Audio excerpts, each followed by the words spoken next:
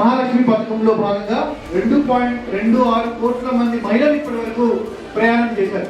అంటే టోటల్ 200 కోట్ల ఉచిత ప్రయాణాలలో మన జిల్లా తరఫున కూడా మన షేర్ 2.26 కోట్లు. మీరు సగటున ఒక ప్రయాణానికి 50 రూపాయలు వేసుకున్నా 2.26 కోట్లు ఇంటూ 50 రూపాయలు వేసుకున్నా 106 కోట్ల రూపాయలు మన జనగాం జిల్లా నుంచే ప్రభుత్వం మీ అందరి తరఫున భరిస్తుంది. అదేవిధంగా రాష్ట్ర వ్యాప్తంగా 200 కోట్లకి ఉచిత ప్రయాణం చేసుకున్న యావరేజ్గా 50 రూపీస్ తీసుకున్నా కానీ ఇప్పటి వరకు రాష్ట్ర ప్రభుత్వం 10,000 నుంచి 12,000 కోట్ల రూపాయల వరకు ప్రభుత్వం మహిళా యొక్క ఉపాధి మహాలక్ష్మి పథకంలో భాగంగా మనము గవర్నమెంట్ స్పెండ్ చేస్తుంది.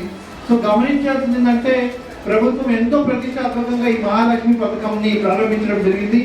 దానికి ఎక్కడా కూడా ఆపకుండా కంటిన్యూస్గా మీరు చూసే లాస్ట్ 2 years ఏ ఒక్క చోట కూడా మహాలక్ష్మి పథకంలో మహిళల్ని ఎక్కించుకొని బస్సు లేదని నేను డెఫినెట్గా చెప్పగలను.